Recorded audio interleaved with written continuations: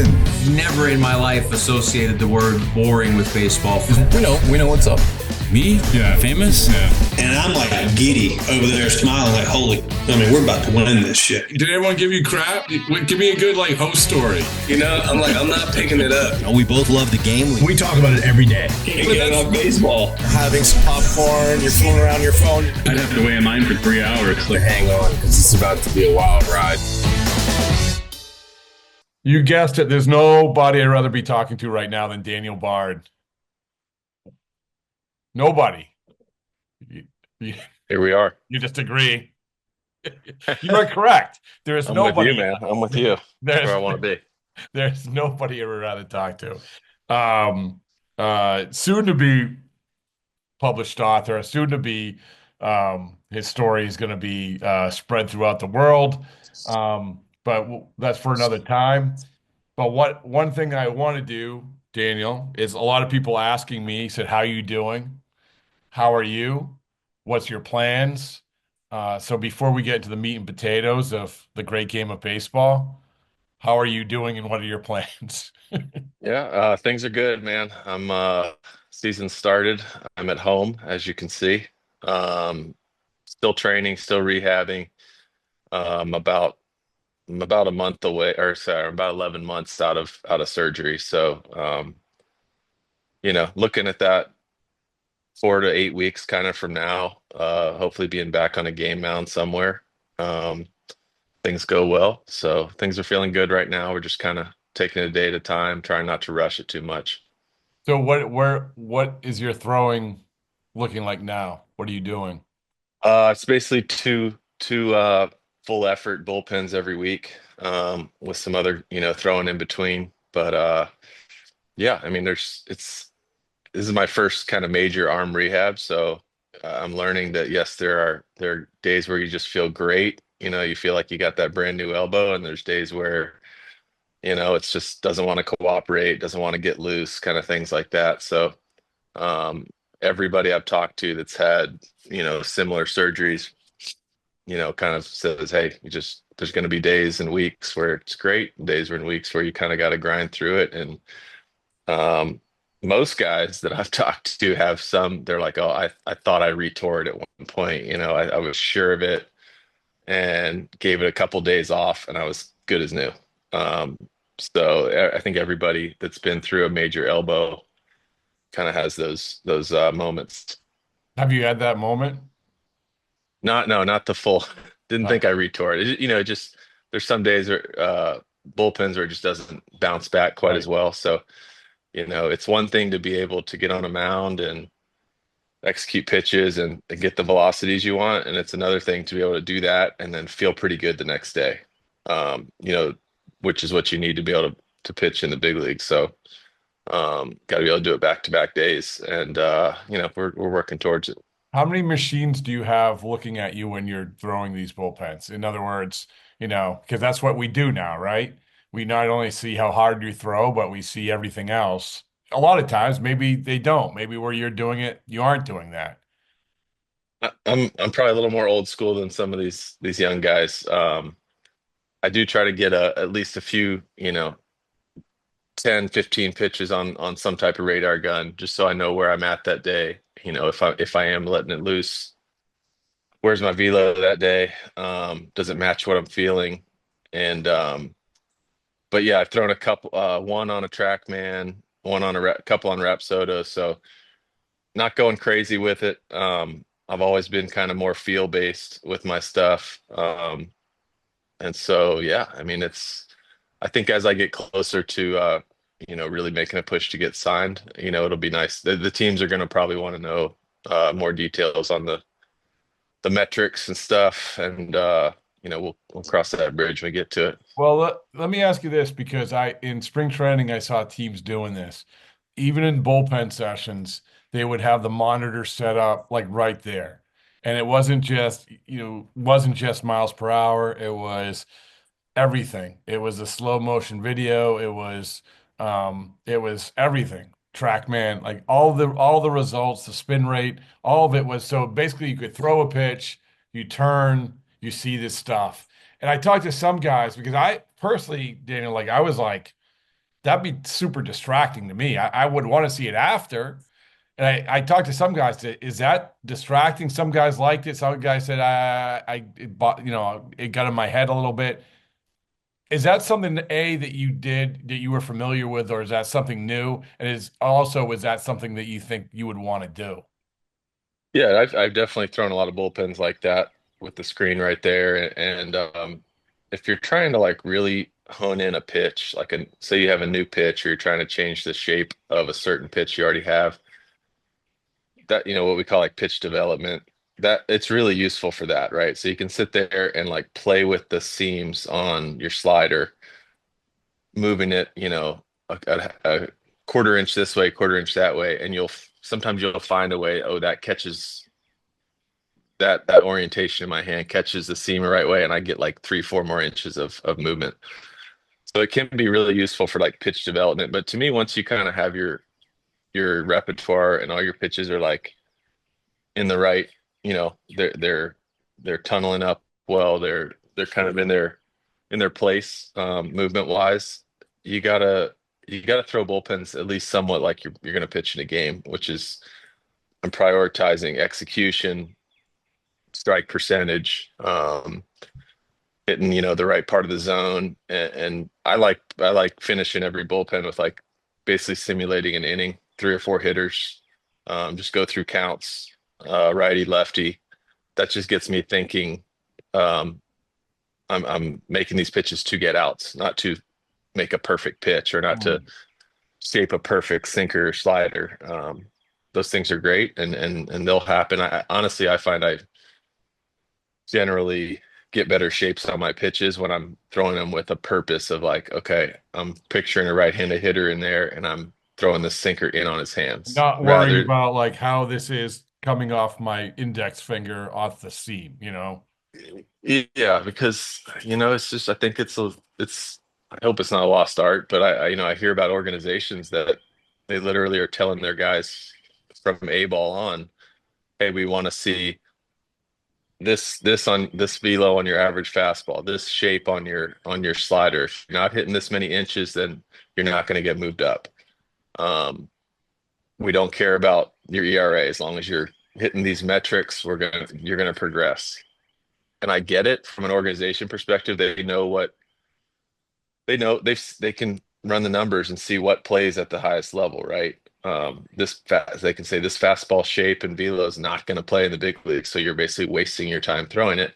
I get that, but I think you limit how much you tell the players that. Let them go out and compete. Let them learn how to get outs when they don't have their best pitch or they don't have their put away pitch that day, and see if they can get through 5 innings or see if they can still get through an inning of relief without their best pitch, instead of trying to check all these other boxes that are important to long-term success. But you got to be able to compete to stay in the big leagues. Like I've seen guys with very light stuff, or not one single standout nasty pitch that lasts a long time in the big leagues because they know how to compete. And I hope that doesn't get lost in all this new data.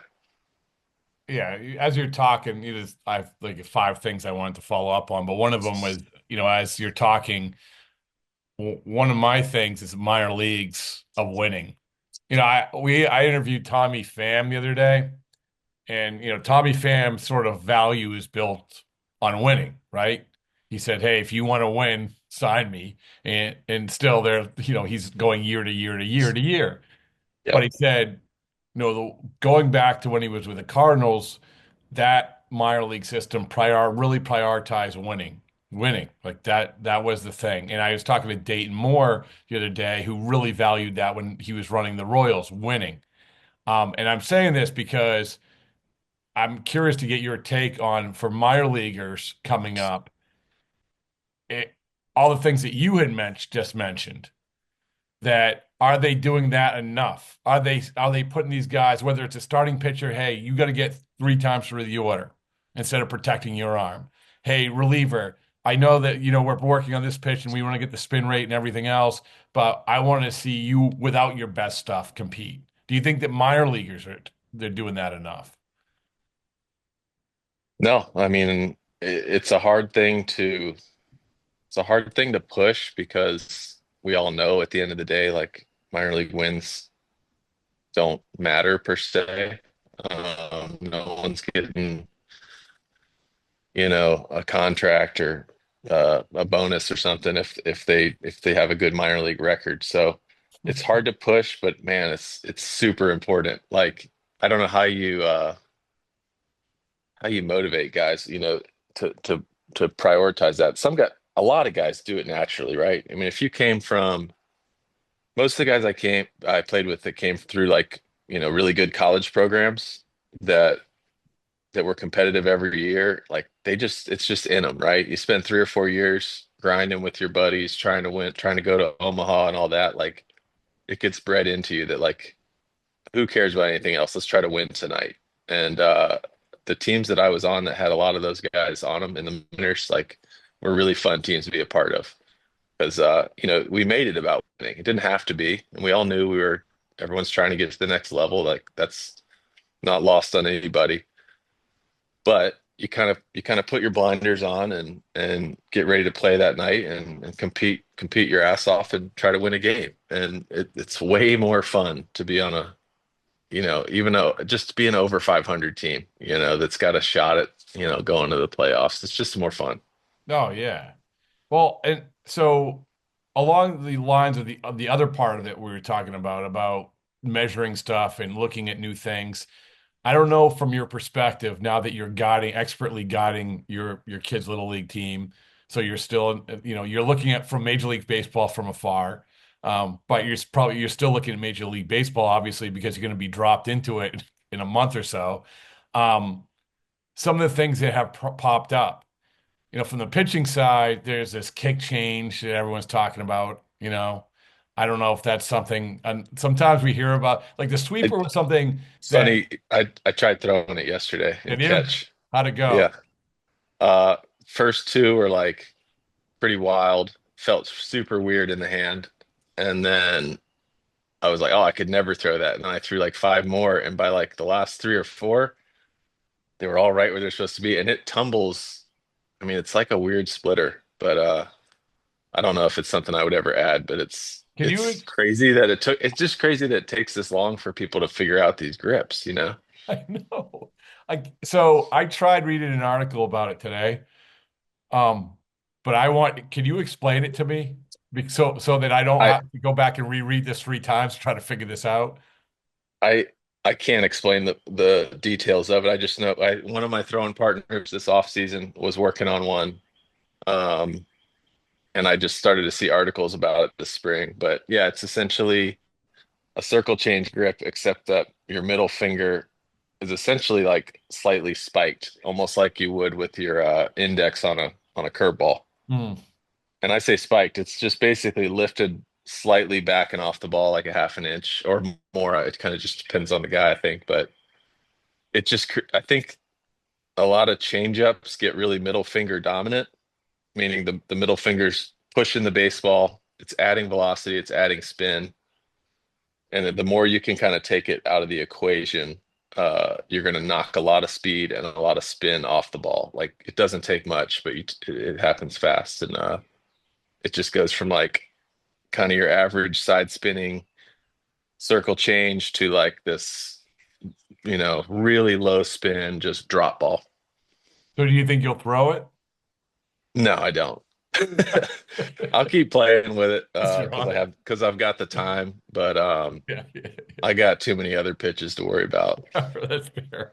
That's fair. And the other thing that's popped up, obviously, is on the other side of the ball is the torpedo bat stuff. I saw that our good friend Matt Strom took to social media and sort of went on a pitcher's rant about this. Did you see this at all? Do you see? I haven't seen Strom, no. Oh, we talked a little bit about it, but what is your overall? I guess I'll get your pitcher's point of view when it comes to hitters using the torpedo bat. What is it? So if I was pitching and I gave up one of those 16 home runs to the Yankees, I'd probably be doing exactly what Matt Strom's doing. Uh, you know, ranting to anybody that'll listen. being on the outside right now, watching it, I'm like, how did no one, again, kind of like the kick chase, how did nobody think of this earlier? It's baseball is a game that just we get stuck in our ways for decades, right? And you find a good way to do something and you just kind of stick with it for a long time until usually like some type of outsider comes in and is like, why are y'all still doing it this way? You've seen it in so many aspects of the game, and I think it's usually been in, you know, uh, biomechanics or, the shift, when that got super popular. It's just things that were done so traditionally for so long. And then someone comes in and one team starts doing it, has massive success. And then within 2 years, everybody's doing that thing. And I think this is just the first one we've seen where it's an equipment change. Yeah. And I can't, I find, I, I'm surprised that it's within the rules a little bit. I thought there was, I don't know. I've never read the specific bat shape rules in the. Well, I've said, I mean, I was well ahead of the curve imitating the 1980 Red Sox batting order with the enormous, the enormous red wiffle ball bat. Like that was the first one. Remember those? Oh yeah. Yeah, yeah, come on. That's what I see these torpedo bats, and that's all I can think of. I guess like the only thing change, this isn't this dramatic. The knob of the bat changed a couple times.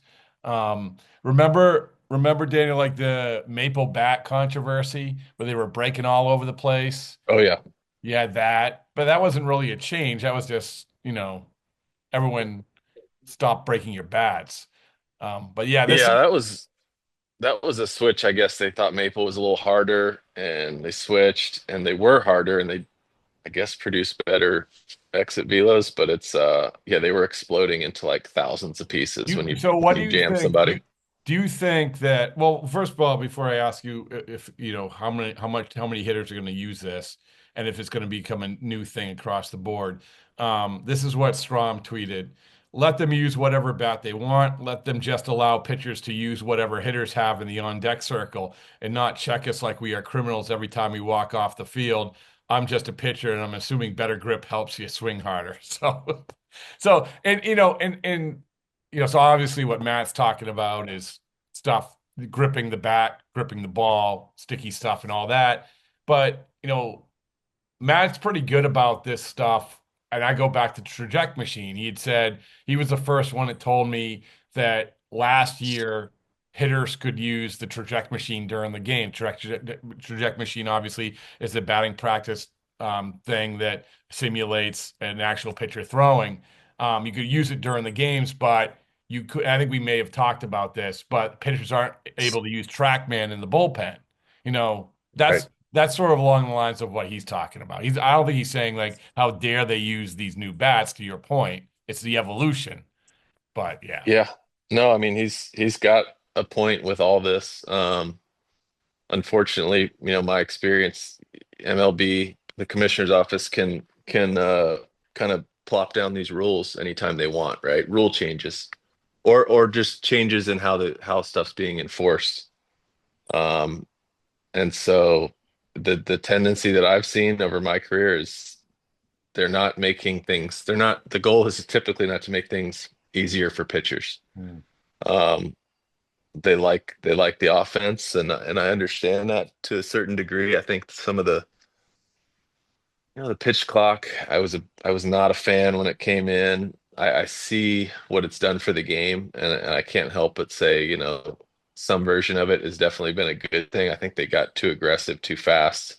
I still wish they'd give you like 2 or 3 more seconds, but the pickoff changes, things like that I don't really think have an effect on the game. They're just one more thing to put in a pitcher's head, to think about while he's on the mound. Like, okay, I've already used a pickoff. I got to save this other one. Got the whole count to deal with.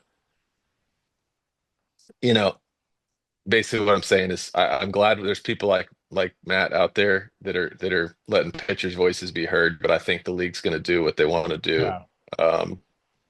with the rules, and they're gonna bend it to keep offense alive. Yeah, and you had said I was sort of surprised that that wasn't against the rules, the torpedo bats, but I think you hit the nail on the head. If there's any room for debate or any little thing that is going to be up for like, oh, is this the case? Let's have a debate about it. It's going to tend, they're going to lean toward the offense. They always have, and they Yeah. always will, and they continue I to. I did see a clip. I was doing my own research on it, I think yesterday, and I came across a clip. So I heard that Stanton was using it at the end of last year. He was using the torpedo, but nobody noticed. Obviously, he went off in the playoffs, but there's a clip that I stumbled across on YouTube.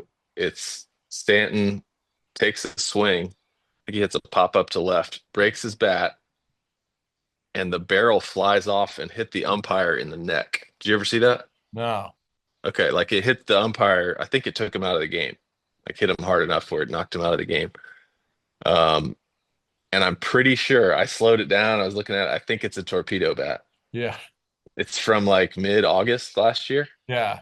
Um, so I was like, man, that might be something worth looking at. Like, is there a safety issue for catchers, umpires, and pitchers? Are these bats going to have more of a tendency to snap at the handle and helicopter off? Because that can happen with any bat, but if it happens and it's always super dangerous, I've had them fly at my right at me on the mound, right? Coming Yeah. at me like 50 miles an hour helicoptering, and it's got basically a spear on one end. And I've had to jump over them and stuff. So it can happen to any bat, but if it happens at a higher rate with these, like Yeah. get them out. You're right. It's the I think that to have, if that does happen, like the maple bats, when that started happening, we start freaking out because you can't have that. That's one thing you can't have. You can't have these enormous barrels flying at people's heads all over the place. And it's something that as you said, they're going to monitor. What also is bizarre to me, you just mentioned Stanton might have been using or was using it last year. Like the Yankees other people were using this during spring training and nobody said boo. Like this Yeah. literally came out after the Yankees scored 20 runs against the Brewers. That's the amazing thing to me that nobody noticed that they were using these bats for the entirety of spring training. And to your point, even last year. So yeah, I don't know. It's poor journalism, Need yes. there's so many storylines in spring training that get people waste time on, and Uh, yeah, I guess until it made a difference in the game, no one really cared. Yeah, until someone scored 20 runs. All right. So, we have that. And then another thing that has come up recently, not recently, really last year, going back to Jordan Hicks and now this year with Clay Holmes and even, Garrett Crochet, who just signed this extension. Garrett Garrett Crochet, people forget that last year was his first year as a full-time starter. The teams saying, "Hey, I see you as a reliever, and we're going to make you a starter." You've gone through this, but when you went through it, there weren't, to go back to the old man yelling at clouds, there weren't all these machines hooked up. There weren't all these things where they're saying, "We see this in Clay Holmes, and we think it'll translate to a starter." It was just, we think that Daniel Bard is a good pitcher and we want him to pitch more innings as a starter. It was Yeah. that simple. What advice or observations do you have about that phenomenon? No, I mean, if you can do it, more power to you. I obviously I failed at it. And I can point to a couple things that I think I would have done differently. Like you said, it was more just take a guy who's a good reliever and try to get him to throw more innings. That's kind of what the case was with me. That's the way I viewed it. Um, but when I made that transition, I had a new pitching coach, new manager. Um, I was making the change, and we basically went in and tried to like redevelop my stuff and my delivery to look more like a starter. Wait, even your delivery? Really? Yes. What does a start? What's that even look like? What's that look like? Apparently, I was too far across my body and I was on the side of the ball with my hand. I don't know. And looking back, it does not make a lot of sense knowing what I know now. But at the time, I was like, I was still pretty young. I was 26, 27, and kind of just I was just listening to what I was told, and I kind of was like, yeah, I guess I do need to make some changes if I want to, really be good at this. And we changed my repertoire a little. I was trying to uh, throttle my fastball, instead of trying to sit upper 90s. It's like, hey, let's sit low 90s to mid, and then maybe when you need it, you can reach back. And there's definitely guys that can do that. I'm not one of them. Hmm. So now, I mean, you've seen it with these other guys, like, and I think the demands of being a quality starting pitcher have changed a lot. And, it's been what's it been for 12, 15 years. Yeah. Um, so, we're not back then it was, hey, if you're going to be a quality starter, we need 180 innings plus, make 35, 33 starts. And now it's like, if you can make 20 to 25 starts and give us 130 quality innings, like that's all we want. And that's just a very different outlook. So you can kind of go pitch like a reliever, from the start. You can be a two pitch guy that uh, plays kind of stuff over command, and you're going to have your walks, but as long as you get your punch outs and your weak contact, like you're going to be considered a successful starter. So I think if I had taken that mentality of like just come in from the first pitch in the first inning and just treat it like it's the eighth or ninth and just see how long you can go, I think I would have had more success. And that was for me. A lot of relievers, the thing the situations we thrive in are just those come in, empty the tank and get Yeah. out, in 15, 20 pitches and get out of there. So I think if you condition yourself, you can do that for 75 to 90 pitches, over 5 innings, 6 innings. And that's what a lot of guys do, and they have success doing it. I would love to compare the game plan that you had. At what point did you have to put this plan in motion after 2011? So the season ends. I can't remember. Do you do it in December or? I thought I was going to move to the closer role Right. We all because did. Papelbon was leaving, Yeah. and pretty early in the off season, I don't remember exactly when, maybe November, they traded for Andrew Bailey. Hmm. And Bailey was a two-time All-Star closer from Oakland. And so I was like, well, I kind of assumed, I think it basically came out like, oh, we traded for a new closer. And I was like, okay, well, they don't believe in me in that role. So I want to do something different. I think I just wanted to do something different. So I think I brought it up to, I guess it would have been Ben Charrington at Yeah. the time. Yeah. And we kind of kicked it around all off season through my agent back and forth. They said, come into spring training, prepare, we're going to stretch you out as a starter and just see how it goes. And probably shouldn't have made the rotation, but I did. Well, I would, like I said, I would love to compare sort of that process, that game plan, that blueprint. I talked to Crochet about his because he said he goes to Chris Getz, said, "Hey, I want to become a starter. This is the game plan." Goes into it, which I would imagine is not the same. They're not saying, "Hey, you got to change your delivery to look more like a starter," which is I still can't get my head. Like, what? So, Yep. yeah, I mean, I hadn't thrown out of the windup for 4.5, 5 years at that point. And I immediately, and this was probably me too. Like, I'm not blaming anyone else. I went along with all this stuff, yeah, but I went back to throwing out of the windup after 4.5 years, and it felt super awkward. And I think by like my fourth start, I would start the first inning in the windup, and I'd usually walk the leadoff guy, and then I'd get out of the inning, and then I just bang it. And by the second inning, I was just going all from the stretch. And now, like half the starters in the league throw out of the stretch, right. exclusively. So it's just tradition stuff that I was kind of like, I succumbed to, I guess.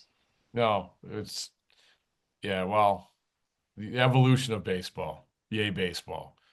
Speaking of yay baseball, the last thing is, this perspective you have of watching baseball from a distance, not going through an opening day. I think we talked on opening day, right? And I'm like, yeah, I got to go to opening day. You're like, come on, opening day is great. I'm like, okay, you put a spring in my step. You made me appreciate where I was and what I was doing that day. Um, but has this changed your perspective of things at all? Yeah, I mean, I've been through retirement before, took the 2 years off, so it feels a little bit like that, except that I'm still training, still planning to pitch again. So um I think I have three kids. Two of them are playing little league, coach pitch, all that stuff. So I'm pretty involved in helping out there, and that's like 5 nights a week right there. Throw in gymnastics for my little girl and yard work. Like I'm staying very busy. Yeah, So I think if I was, a single guy sitting at home watching the games every night, I'd be like in kind of a panic mode to get out there. But I'm enjoying my time at home. that's good. And it's not too long. It's gonna be the year of you. It's gonna be great. It's gonna be awesome. We'll see what happens. No, come on, I'm telling you, it's gonna be no matter what, it's gonna be the year of you. All right, man. I appreciate it. Thank you.